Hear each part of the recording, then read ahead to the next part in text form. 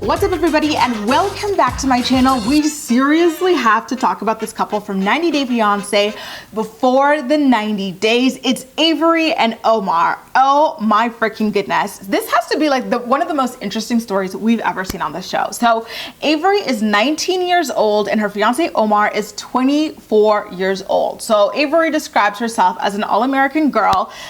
She was a competitive gymnast. She even competed and won the Junior Olympics in gymnastics, and she's a self-described former party girl, and she said that one day she just decided that she wanted to convert religions. Like her friends had talked to her about Islam before and she felt like it really resonated with her, and so she made the transition from Christianity over to Islam. And so, you know, in doing that, she joined a Muslim dating site, and that's where she met her fiance Omar.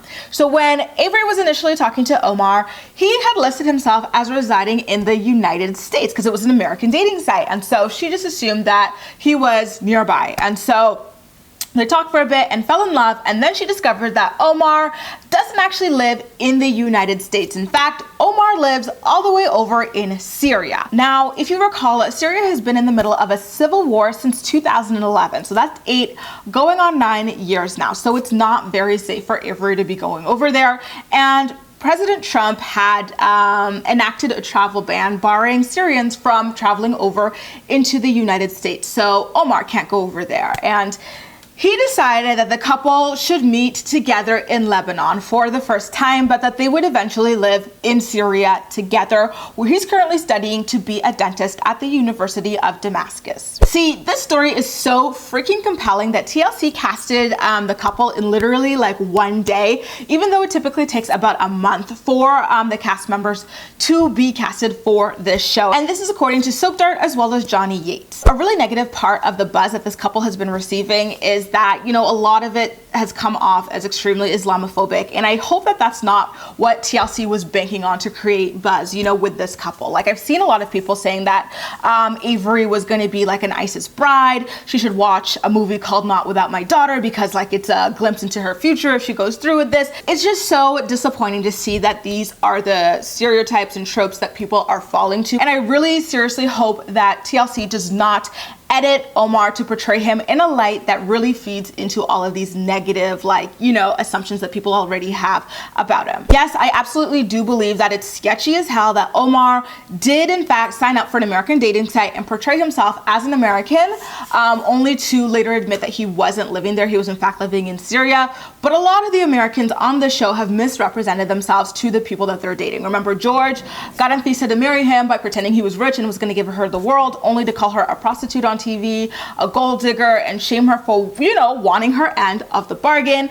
We saw that lady with the filter. She's catfishing the hell out of her man. People are lying about their ages. The Americans have been doing it for a long time, and even like, you know, some of the other people on the other side, like there's the guy who was pretending to be the prince, has been doing it, and they never got this level of venom spit at them. No one has ever been accused of wanting to secretly recruit like their partner for, you know, a terrorist organization or anything like that. So let's please stay away from those narratives here. Avery herself said that finding out that Omar actually lived in a different country, and I quote, didn't change my feelings at all for him. Remember, she had already fallen for him at the time. And on top of that, Avery is also hiding her very own secret from Omar, so it's not like she's 100% innocent here. Let's just wait and see what her big secret is. One thing I have to say though is that I'm glad that her mom accompanied her to Lebanon to meet Omar, because remember, Avery is only 19 years old. She's very young to be going on a trip like this herself, and I'm glad that her mom has stepped in to, you know, keep a watchful eye over her and the situation. Something that Nicole's mother did when she went back to see as in one of the other times, not for the initial trip, but she did later on.